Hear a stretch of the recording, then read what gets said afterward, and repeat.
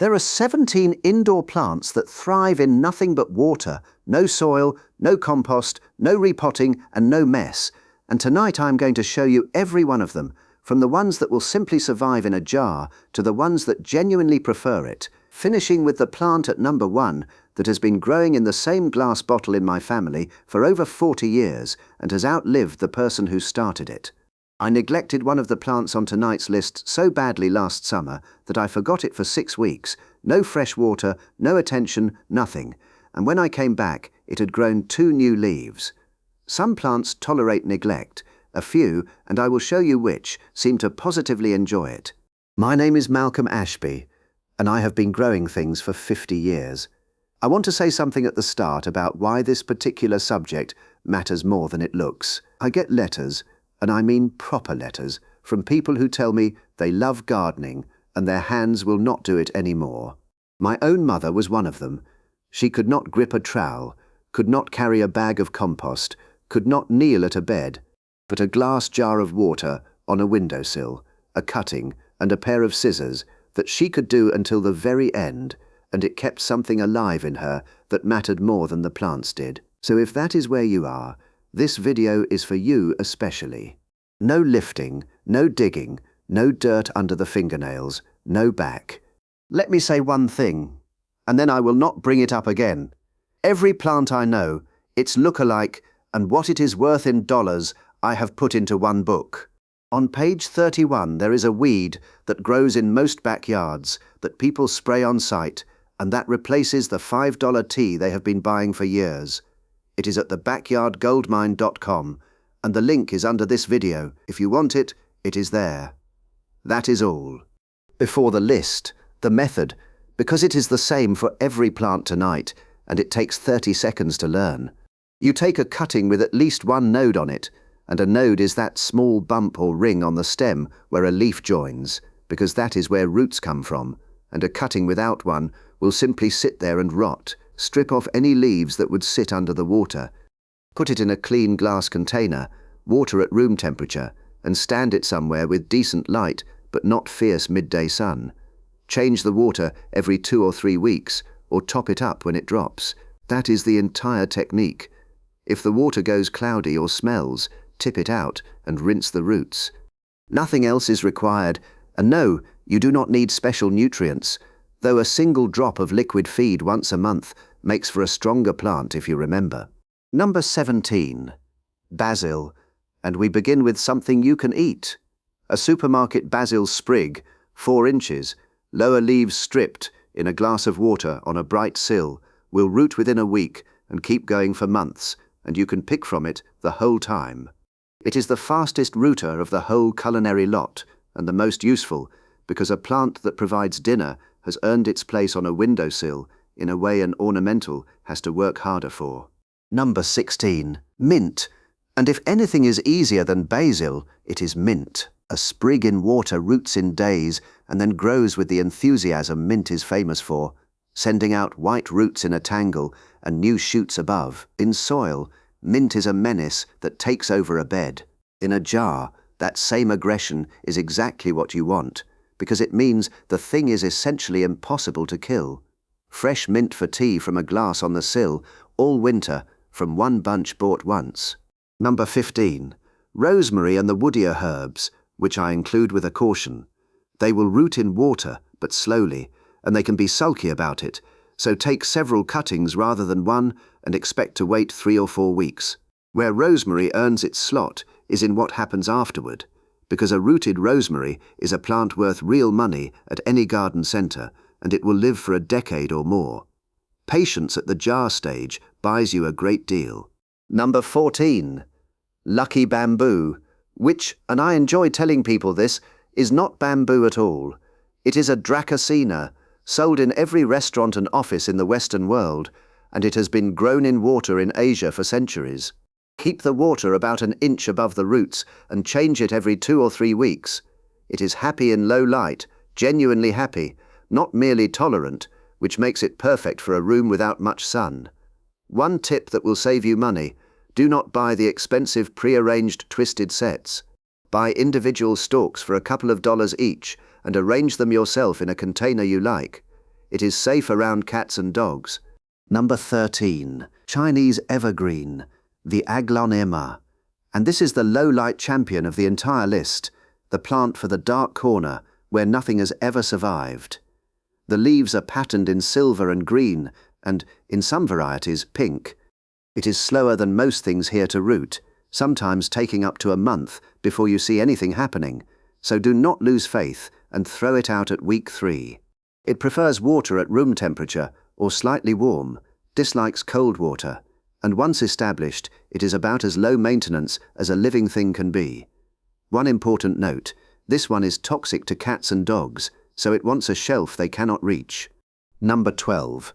Chinese money plant, the Palea, with its round coin-shaped leaves on thin stalks.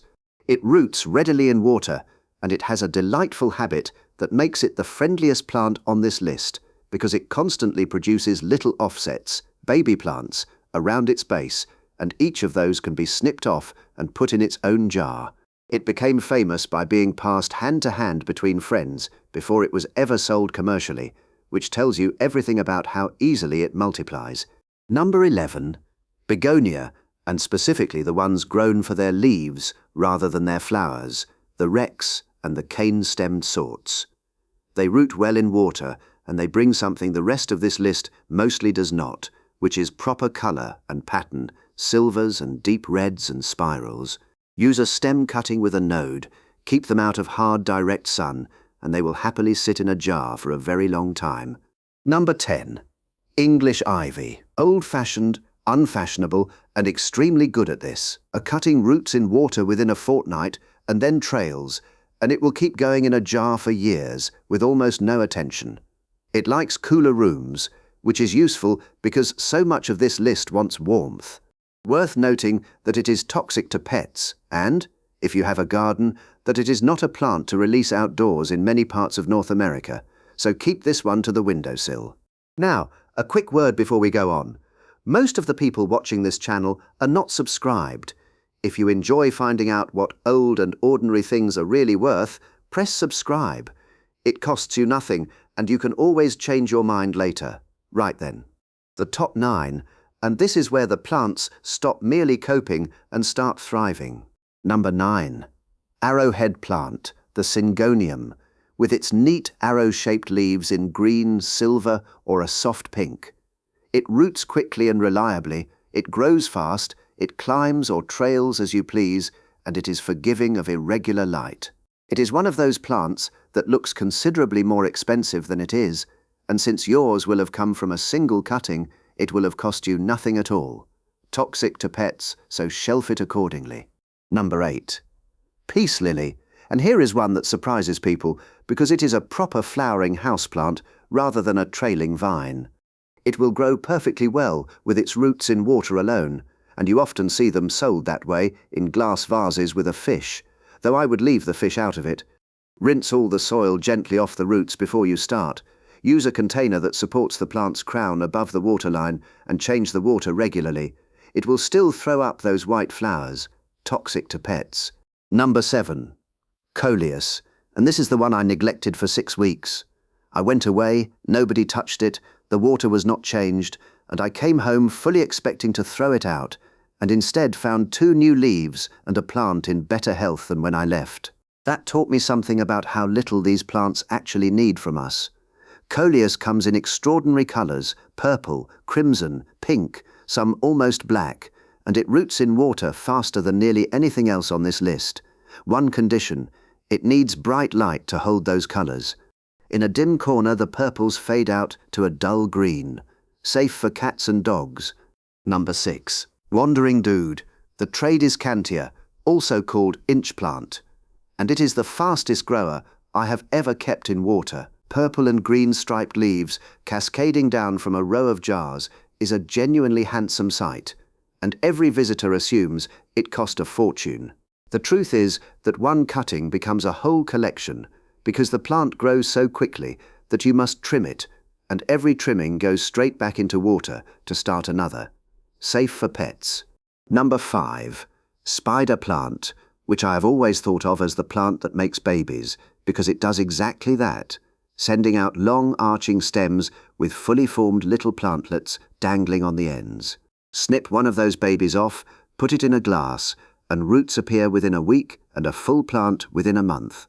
It is entirely safe for cats and dogs, and in my experience, cats are very taken with the dangling babies, which is a consideration one way or the other. One spider plant will, over a year, give you enough offspring to supply your entire street. Number 4. Philodendron, particularly the heartleaf sort, with glossy dark green heart-shaped leaves on trailing stems. It roots and grows in water beautifully, and it will tolerate less light than almost anything except the aglaonema. 2 practical notes. It dislikes cold water, so use room temperature, especially in winter, because a shock to the roots will stall its growth for weeks, and it is toxic to cats and dogs. I know a woman who kept cats for 30 years, put a philodendron on her coffee table without a thought, and spent the next day at the emergency vet after one bite of a leaf. The cat recovered entirely, but she has never forgotten it, and neither have I. Beautiful plant, high shelf. Number 3. Monstera, the Swiss cheese plant, and this is the one that will impress people. Those enormous split leaves you see in every fashionable photograph will grow perfectly happily from a cutting in a jar of water, and Monstera cuttings are among the most expensive things sold in plant shops, which makes growing one in a vase from a friend's trimming quietly satisfying. The one rule that matters: your cutting must include an aerial root, or at least a node with the little brown nub of one, because that is what will develop into the water roots. Give it bright, indirect light and patience, and it will grow leaves in a glass for years. Toxic to pets. Number 2. Pothos, the devil's ivy, the ultimate beginner's plant and very nearly impossible to kill. A cutting with one node roots in water within a week or 2, and from there it simply grows, trailing down from a shelf or along a window ledge indefinitely. Here is the piece of arithmetic that makes it number 2. One long vine can be cut into 10 separate sections, each with a node, and every one of those becomes a new plant. 10 free plants from one existing vine in glass jars, in water, in a fortnight. Change the water once a month or every couple of weeks if you remember, and that is all it asks of you forever.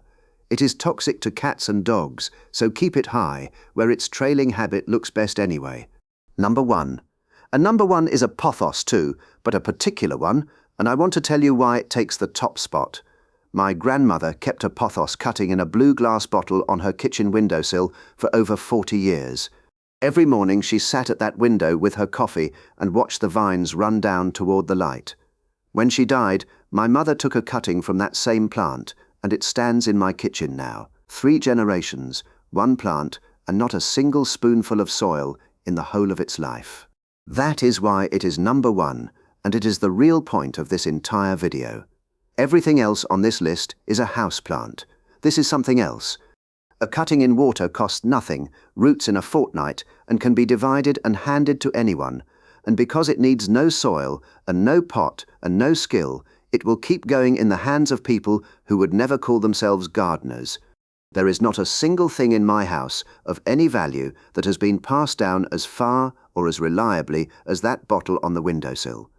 Take a cutting from a plant somebody gave you, and it stops being decoration and becomes a thread. Then give a cutting of it to someone else, and the thread runs on past you, which is more than can be said for most of what we own. So, to gather it up, 17 plants, no soil, no repotting, no mess, no lifting, no back, herbs on the sill for the kitchen, bamboo and aglaonema for the dark corners, coleus and tridescantia for colour, spider plants for endless free offspring, monstera and pothos for the trailing shelf. Change the water every couple of weeks, cut below a node, room temperature water, and keep the toxic ones, the pothos, the philodendron, the monstera, the aglaonema, and the ivy, out of reach if there are cats or dogs in the house. Whatever you do, don't tell yourself you cannot garden anymore. A jar, a cutting, and a windowsill is gardening, and it counts. If tonight gave you something you can manage, press like before you go. It truly tells me to keep making these, and subscribe if you have not, because next time we are going outdoors and underground, 15 treasures that ordinary people have genuinely found buried in their own backyards. From the small things turning up in flower beds every week to one discovery worth millions. Then tell me down in the comments, which of these 17 will you try first, and does anyone else have a plant that came down through the family? I read every single one, and I would very much like to know that bottle is not the only one. Go and have a proper look in that garden. You never know. See you next time.